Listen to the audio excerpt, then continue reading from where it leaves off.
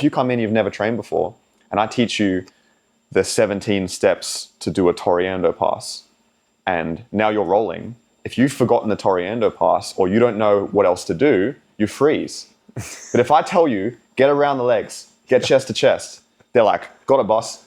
And they just do it, and it blows my mind. Once we wrap our minds around the idea that every martial art and combat sport is a constraints-led game, then we can wrap our minds around the idea why certain things look the way they do in those sports. What's so important about this is there's basically no time wasted. Every single game, every single challenge has two grapplers trying to achieve an objective and getting better at the skill of whatever that objective is. Absolutely. Which is insane that it's taken us this long to get to this point. If there's a coach listening to this that's considering the constraints-led approach or considering bringing in some of these games, do you have any advice for them for getting started? This is such a great question because I guarantee you... Welcome to the Partisan Podcast. I'm Ben, and this is Dave. Dave is a jiu-jitsu coach, a gym owner. You've been training since 1995. Yep. You reached a 4th degree black belt under the Gracie University Pedro Sauer Affiliation initially. So Pedro Sauer graded me to 4th, but that was endorsed by the Gracie University system because you have to be endorsed by everyone apparently. So yeah, there you go. There you go. And you've made a switch in the last few years to a more ecological dynamic approach or constraints-led approach that we can talk about. And you've also gone fully no-gi, is that correct? Correct. So talk about that. So right. How do we go from highly structured and this is the curriculum and we're all wearing white gis and etc. to no gi and seemingly what most people would consider no structure at all, which is not true. So as far as the spectrum goes, you've gone from like maybe quite far on one end of the spectrum to quite far on the other, would you say? Yeah. Yeah, let's talk about that. I would say that for sure. I would say that from the perspective of someone on the outside looking in. Okay. I would say really what it is would be an evolution of my coaching ability. Okay. So I think there's a vast difference between an instructor and a coach. And I went from being an instructor to a coach, really. I don't even really consider myself a martial artist so much anymore, as much as I consider myself a combat sports coach for a variety of different reasons. But the most important of which is I felt that I could do a better job for the people that have given me the responsibility of coaching them if I took this approach. And it did take a little bit of mental wrestling and research and, at that time, I had the time to do it. I actually got a chance to step back because we were all locked up. In Melbourne, we couldn't do anything. So it was even more severe than here during that COVID period. Can we say that? Yeah, it's fine. I'll bleep it out. I don't know if YouTube is still punishing that. Right, are we punishing it? I don't know. We'll find out. Yes, the viral bomb that happened. But yeah, we were under some very heavy restrictions, and whilst it really was terrible, I did get a chance to actually take a step back and just be a little bit like, okay, why is it that certain things are always happening, and why are these justifications always the same? But I don't think they hold water. Let's dissect that. And, you go to war in your own head. And, I came out of it with a reason to pursue, different methods of coaching, but also different perspectives on how people actually learn. So that started in 2020 for me. And I had a good amount of time to really sort of sink my teeth into it and, go down the rabbit hole, so to speak, and swallow red pills and all the rest of it. And and then I just could not, to my mind, I could not justify, even though I had a lot of great experiences right from the beginning of my training. I was very fortunate. I had some wonderful coaches. But ultimately, particularly my first coach, John Will, he really was very much about, you got to do what you got to do to pursue excellence, and whatever you think that is. And, get after it. So I got after it. So I took one of the first lessons that I ever learned and went in this direction. So yeah, I think it's more of an evolution rather than like a spectrum shift in an extreme way. Although from the outside looking in, you would think, oh man, Dave's lost it and jumped off the boat. Depends who you ask, I guess. It does. Before we dive into that, I'd love to know, when you say an instructor versus a coach, what does it mean to be an instructor to you? And what does it mean now to be a coach? And how do you differentiate the two? Right. So an instructor is someone that delivers a scripted instruction. Here is the procedure for doing this. These are the steps to do it. Make sure you do it like this. So I'm very much telling you what you should be doing in this given situation, and this is the result we're going to get. And essentially, it's reasonably easy to build an instructor in that if you provide them with a script, they will follow it. And they can pass that on to a student, provided that, that student is, paying any degree of attention and they get the necessary rote learning in, then they'll be able to repeat that to the required standard in a static environment. So that's, to me, what an instructor does. They hand down instruction. So they've received instruction. This is how you teach this. Then they pass it on. A coach is more of a guide.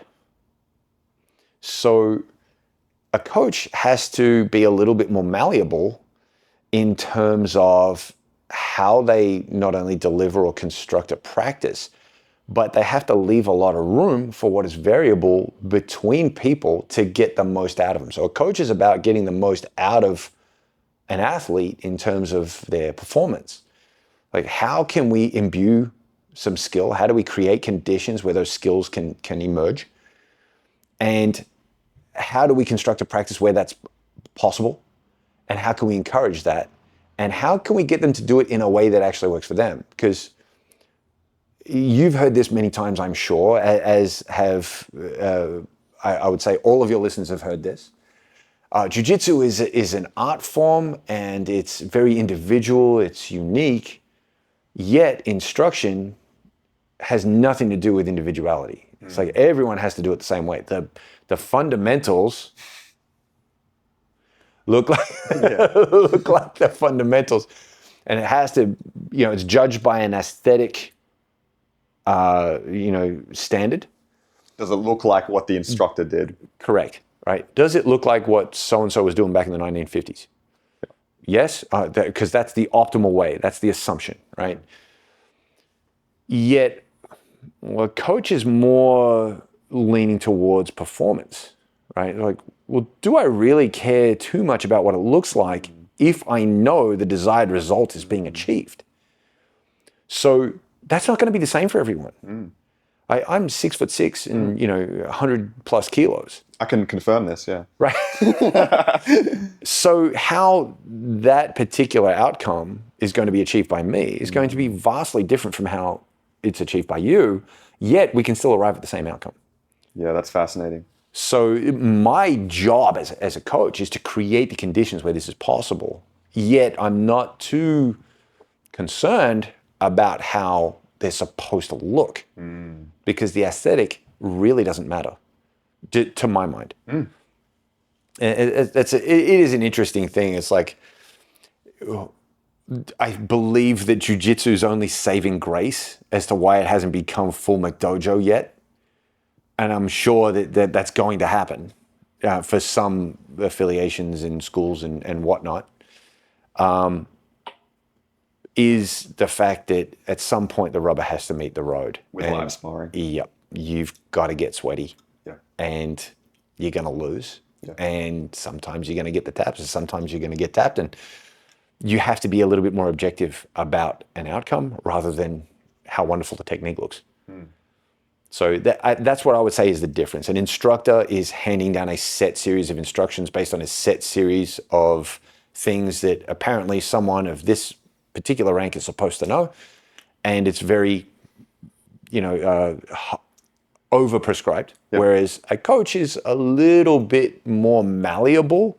They understand the knowledge about to a point where they can start encouraging knowledge of in the people they're responsible for coaching. It's fascinating you say that, because I've been going through the same sort of journey of trying to understand the optimal structure for a training environment. And I've come to very similar conclusions that I think you have, where you look at the traditional method and you've got, like you said, a list of instructions that an instructor is presenting, saying you have to do it like this. Look at what I do exactly what I do. And just like you said, that guy's 6'6", that girl is 5'2". Right. How are they going to triangle in the same way? Well, they're probably not. They're not, but they have to, because that's what the instructor showed. And beyond that, you've got such a wide variety of different people with different attributes, different athleticism, different interests, where you're trying to fit all of them into one unique box doing the exact same thing, which is the kind of the way that it's structured, right? It's like, this is our white to blue that's syllabus. the jiu-jitsu box. That's a jiu-jitsu box. Well, but it doesn't have to be, I guess, is what we're saying, is that you can, as long as we have the same objectives, the way that this person and that person arrive at that objective can be completely different. And they might arrive at that objective in a completely different way than even you do as the coach. But that's perfectly fine. Well, it's not only perfectly fine. I would go one step further and say it's necessary. It's necessary. It's absolutely necessary. Yeah. And the thing is, like, what makes jiu-jitsu jiu-jitsu? Well, how can you claim this is a jiu-jitsu technique when that technique exists across multiple forms of, combat sports and martial arts?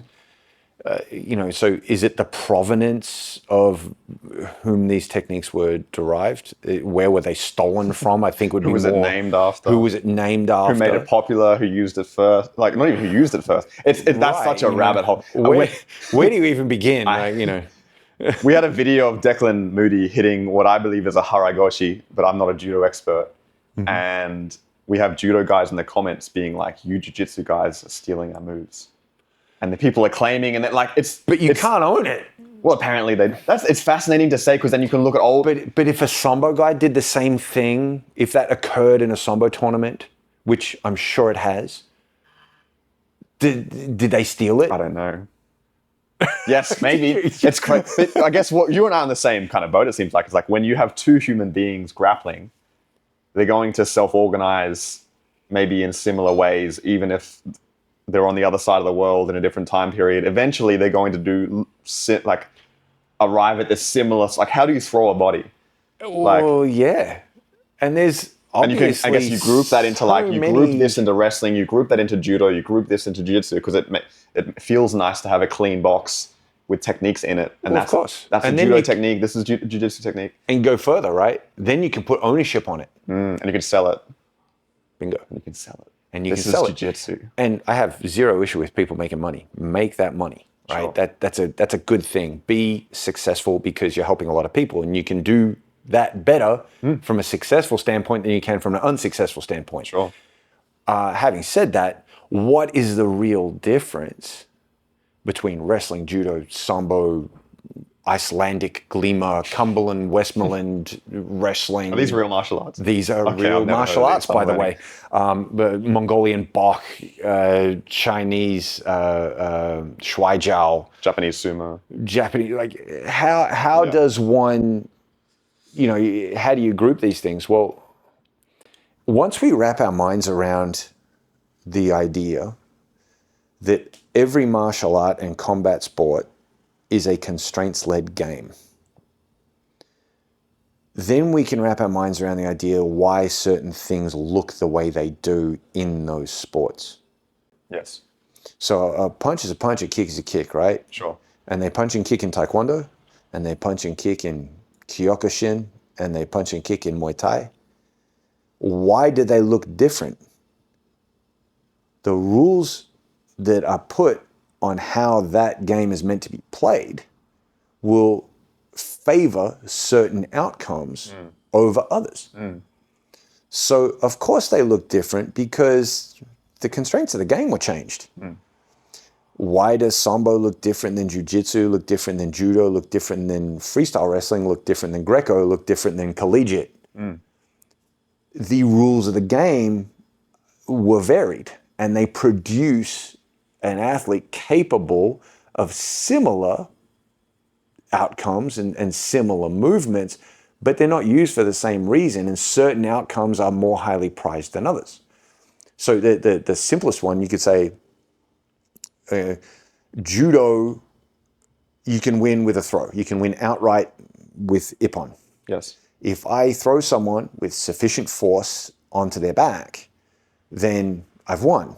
Now the score is given for the act of throwing someone and throwing them powerfully enough to signify that if I were in a confrontation and I threw you and I bounced you off the planet, I win.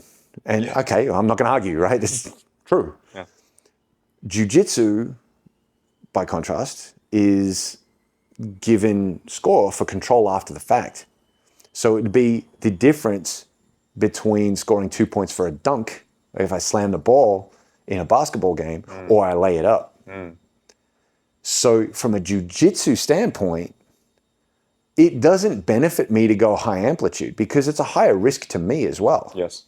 And the rules of judo give you a little get out of jail free card. If you go big and fail, you can get saved.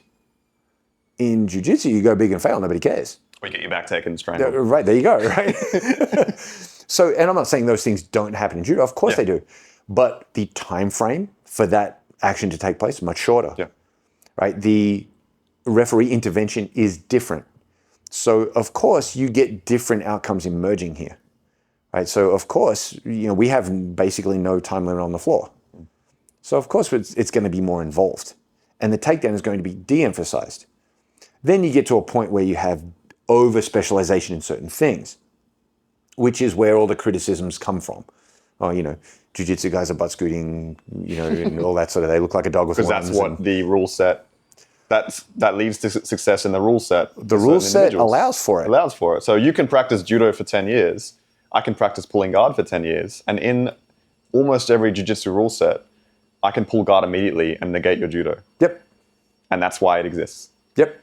Cool. I don't think anyone can argue with that, to be honest. But I'd love to go back and talk about, just to give context to the listeners, what did a typical practice look like when you were coming up through the ranks and instructing in terms of the traditional approach? What does a typical class look like in that avenue, and what does it look like for you now? Because I think we go down the rabbit hole of constraints-led approach and ecological dynamics, and sometimes people can get a bit down the weeds and down the rabbit hole. But I'd love to know, just from if we were to walk into your academy now compared to walking into perhaps your academy 10 years ago, what does it look like? What's the difference in how it looks like? Right. Okay. Wonderful question. I love this because I remember, go back to 1995, young 17-year-old Dave shows up to make you feel old, I was born in 95. Awesome. Just so you know, just before we go into this story. But you can beat the fuck out of me, so that's okay. Anyway. Hey, dude, I'm across this, man. I know. I got the joints to prove it. Originally, it was actually very informal. I remember when my coach instituted lining up, and before then, like for the first year of training, we never lined up. We just showed up, we'd gather around the mat. Okay, guys, we're going to do a warm-up. And we do the warm-up and run around the mat and, wheelbarrows and push-ups and shrimping and all that stuff. And then we'd do the technique and we'd run through that technique a bunch of times, maybe do a few variations. And then, when you earned the right to spar, then you could go spar. And that pretty much followed that same format, except as time went on, the institution of, okay, we're going to line up. Right? We're going to line up in order of rank. And it wasn't until I met up with Pedro Sauer that the bowing at the start of class occurred. Right? So we had the lineup in order of rank, but I'd never done that in jiu-jitsu before. And that was, I first met him in 2012. So I went over to the US to specifically meet him. I was pursuing a particular kind of jiu-jitsu I thought I needed, right? Which is the getting close to the pure water, So the whole lining up and bowing, that was a bit strange for me, but okay, that's how it's done here. So you go along to get along, right?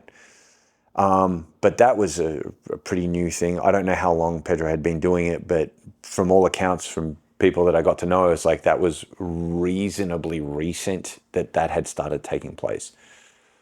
So then it was, okay, I get back to my academy. I'm affiliated to Pedro Sauer, and okay, we line up. We, bow to the picture of Velio and we shake each other's hands. And at the end of class and the start of class, we bow in, end of class, bow out, do the standard, warm-ups, the classic warm-ups that the purple belts skip. What were the standard warm-ups? Any form of calisthenics, shrimps, rolls, break falls, all that kind of thing. Sure. And then it was drilling. So there would be a topic, you'd do a couple of different variations on that particular topic, or maybe they were unrelated depending on what was going on that day. And then it was sparring time. Yep. And my coaching format pretty much followed the same thing. I went, at Pedro's request, I went on board with GU in 2016. And they had a slightly different structure, which was you show up, you sort of just gather on the mat. There was no hard lineup, there was no bowing or anything, but it was review your techniques for 15 minutes, 10 minutes, whatever it was, 10, 15. When you say review, like you're watching? Whatever you did previously, do it with your partner right now. Okay, so you like whatever you did yesterday. Whatever you did yesterday, do that today. Okay. That's how you're going to warm up. And then we get into the techniques of the day. And depending on what program was running, there may or may not be sparring at the end. Now, my class is very simple. I call it a practice because we're going to go out and then we're going to practice. Practice, yeah. Okay, guys, get on the mat. Here's our first game or our first exercise. These are the objectives. This is what we're attempting to achieve. So these are the task focus. This is the objective we want.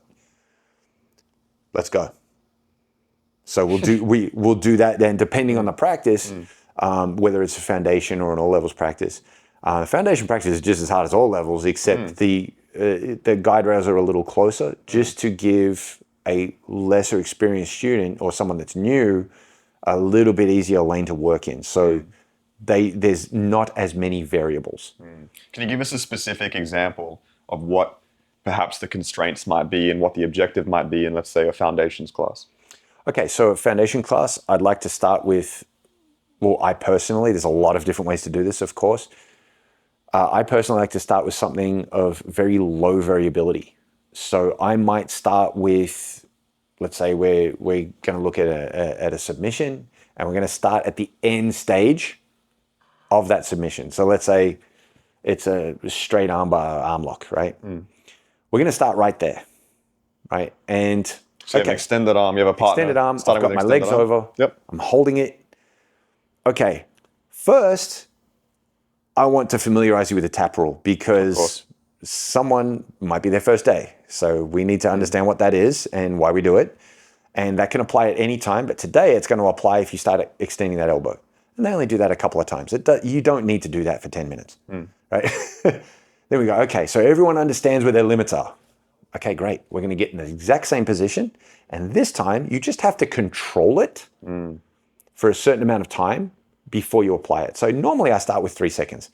Count to 3 hippopotamuses or capybaras or whatever you want, right? And then if you have managed to control it after that count, whatever that count is in your head, then you get to slowly apply it. And then if you're successful, add time. So then you go to 5, murder donkeys or, whatever. And you might go to 10, 15, whatever.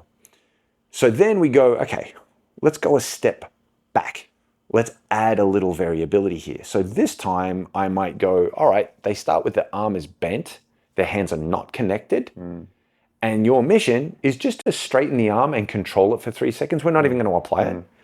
And the other person's job is to see if they can wiggle their arm out, which may have been the objective earlier. So like you're starting in that extended position, you get to control it for 3 seconds, but the resistance there is I'm trying to slip my elbow or I'm trying to sit up. I'm trying to, wreck the arm lock. So I would have had that as a condition for the previous exercise. Sure. Okay, and we're going to do the same thing for the bottom player. They're going to try and slip their elbow, sit up, whatever they can do to get out of it. Your job is just to extend the arm and hold it there. You don't have to apply it. You just have to extend it, hold it in that extended position for 3 seconds. Then I might go a little further and say, okay, the next problem we're going to solve is when their hands are together. And we do the same thing. Right? So same outcomes, except we're just adding a little variability as we go. So that's one example of how I might go about doing that. Yeah. And it's fascinating. And then, so, right, we got to get the leg over the head. Right? So we might start in that little sort of hurdle position, like an S-mount kind of position. You go, okay, now you got to get the leg over the head. And you got to just hold them there. You don't even have to extend the arm anymore. You just got to hold them there. And then it's like, okay, so how do we go from sitting on top of them to getting the leg over the head? And they're going to try and push you off and get out. You're adding more variability. So you're starting with quite a simple objective and quite simple constraints, or quite low variability. Like low variability game or challenge, and then slowly getting more and more variability. There are so many things I love about. We've started implementing the same practice over the last year, and it's been incredible to notice the difference. And I'm curious to hear from you in a minute about the difference in skill progression that you've noticed, because we've noticed a significant skill progression when we implement these games and challenges. But what's so important about this is there's basically no time wasted. Every single game, every single challenge has 2 grapplers trying to achieve an objective and getting better at the skill of whatever that objective is. Absolutely. Which is insane that it's taken us this long to get to this point. But like the difference between that and 45 minutes of having a non-resisting opponent where I'm trying to replicate exactly what the instructor did. He taught 13 steps to an armbar. What was step 6 again? Step 7? I don't. And then just going into sparring. It takes so long. Well, to get good at grappling if that's your primary way of training, in my experience. And I'm curious to know. That was one of the first questions I had. Yeah. Why does it still take 10 years? Yeah. Why does it take 10 years to get a black belt? Right. But I'm not like, for your student, you've been coaching for a long time. What noticeable impacts or changes have you noticed with your own students or members, particularly when they've just come to you with no experience? Because they're the most interesting case studies, because they have no preconceived notion about what training is. They are a blank slate. They walk in and say, hey, this grappling looks pretty fun. And you get to like kind of formulate their journey. So I'm curious about what you've noticed about particularly beginners that have walked into your academy, what it's like for them.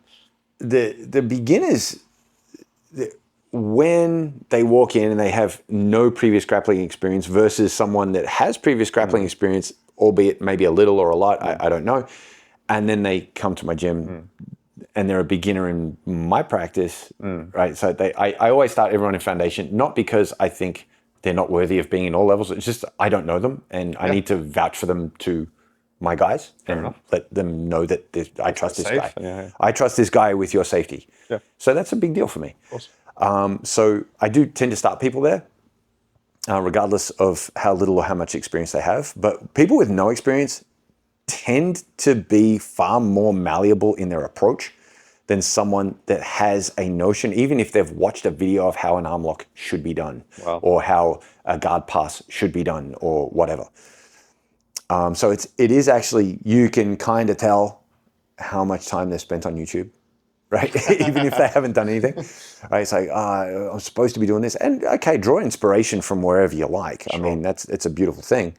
But when it comes to actually solving problems, I think one of the things that instructors do not do very well is actually acknowledge that if that person had the wherewithal to walk into your academy under their own power, they have all the problem-solving ability in the world that they need to actually do anything you're doing. Whereas the instructor's assumption is, if I didn't tell you how to breathe properly, you'd die, right? So, I mean, I'm hyperbolizing here, of course, sure. but They're like, you're a no-stripe white belt. You have to be don't know anything. You have to be taught how to do literally everything, right, in no resistance at all. That was the preconceived. That was the way they approached training. Fair enough. I mean, and you'll notice in that practice that I described, the start was actually very prescriptive. There's certain things that do not change when I'm trying to break someone's arm in that fashion. These are what are referred to in the literature as an invariant, or something that does not change, right? Something that has to be there, not negotiable. Yeah, non-negotiables. Right? So you can be quite prescriptive with that language. Hold the hand, right? Hold their legs. You have to have both ends of the lever to break whatever's in the middle. You got to hold their body down so they can't get away from you, right? We're going to put our legs here, and we're going to hold their hand as best we can, and we're going to make sure that we're putting the pressure against the elbow. And you get them to feel it. And it doesn't take them long to figure out where the elbow bends and where it doesn't. You've seen this probably dozens of times, at least. You know, so we can give them a little credit for that. They're not this hopelessly inept creature. Hey, they learn to walk without specific instruction. I'm pretty sure they can do this. It's just a matter for us to actually do that. The biggest impact, I think, was when we really got into full swing. So I went into an implementation, a phased implementation of it. Hindsight, I should have just ripped the Band-Aid off and just gone with it. But we needed some sort of stability. It was a little bit unsure. Are we still going to keep practicing? You know, the gym's going to get shut down again, all that sort of stuff. Right. So we kind of kept it the same, and then we just phased it in, although I was ready to go. Right. So it was like, okay, now we're going to phase it in. And the thing that, once we got to a point where we were kind of full swing, the number one piece of feedback I got was actually from people that had been training with me for some time. That's like, what are you teaching these beginners, man? We didn't move like that when we were, you know. Sorry, bro. When I know better, I can do better, right? You know, it's not that you're not good. It's just that I've been doing this. So you see a lot more of those guys in the foundation practice now, right? And they're getting down and doing their stuff, which is great. It is a learning environment, and we need to allow for that to happen. And it's like, are you learning, or are you just being told? So I think probably the biggest thing is we're letting people learn with the skills they already have. If they can figure out how to work a doorknob and drive a car and all the rest of it, I'm pretty sure they can do whatever you're asking them to do if you just feed it to them in a way that is possible for them to allow that to happen. One of the biggest things I've noticed when it came to implementing, we haven't gone full rabbit hole, but we've implemented, particularly with our 6-week introduction program, we have a lot of constraints-based games, particularly at the very start. And one of the most interesting things I've noticed when it comes to implementing this practice is that previously, under the old method where you're just having people drill and you're teaching them, here's the 15 steps to escape the mount, here's the 10 steps to do whatever. When it comes to live training, they think, if I haven't been taught the 12 steps to escape side control yet, I don't know what to do. And they freeze up and they completely fail. But if you take a new cohort, a brand new cohort of people, and you just give them an objective from each position, just get chest to chest, or just make space, or just get around the legs, then they think that's all I have to do. And they find their own way. They don't have that confidence barrier of like, the instructor hasn't told me, I can't remember the second step, I'll just do nothing. They just go, I'll get around the legs, I'll get chest to chest. That's all they do.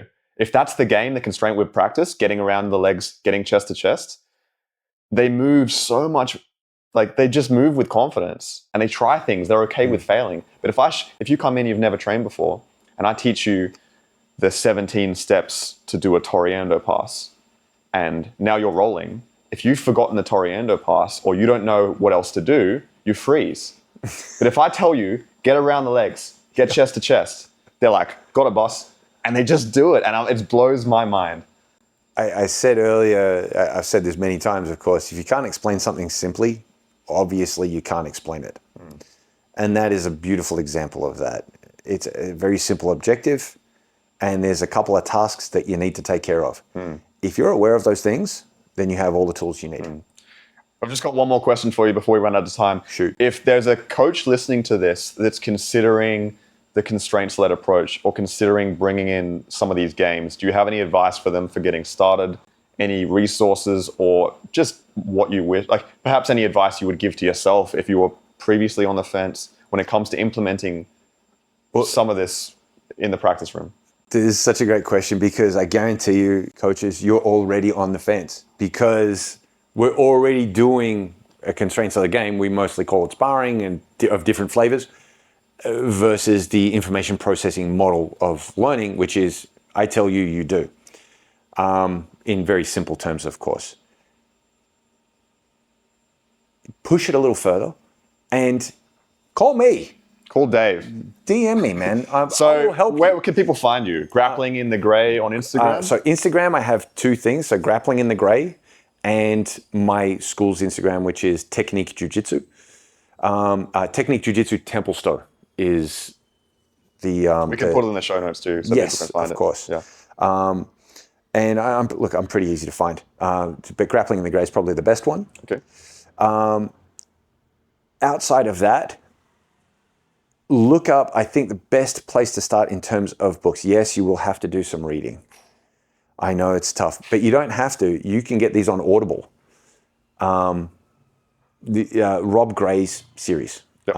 How We Learn to Where Move. would you start? How to learn to move? How we learn to move? How We Learn to Move. Is where you'd start? How to Optimize Movement. And he's released one relatively recently, How to Be an Ecological Coach. He takes a lot of really dense material, a lot of very, sciencey, heavy stuff, and condenses it down to coaching language, because he himself is a coach, not in jiu-jitsu, but in baseball. He actually does a lot of baseball coaching and all that sort of stuff. But just remember, jiu-jitsu, like baseball, like throwing darts, like hitting an anvil with a hammer, they are human activities. We're interacting with an environment. And once we sort of get past that and just start challenging what you've learned about learning since you're in primary school, right? Yeah. So you got to go pre-primary school, start there, right? Challenging that is the hardest part. And Rob he's got a podcast as well. It's all over the place, like Rob Gray, Gray. I can put it in the show notes too. Yeah. He really condenses it down to very digestible, like he's actually quite easy to assimilate that knowledge. He's really good at that. He takes these really dense materials and white paper and just actually makes it reasonably tolerable. So if you're interested in these methods, talk to Dave and check out Rob Gray. I'll try and even make it simpler than Rob does. Okay. Talk to Dave. With jiu-jitsu, because, well, I'm a jiu-jitsu coach. I'm not an academic, so I'll explain it in simple terms. Awesome. Dave, thank you so much. Like, comment, subscribe. Peace.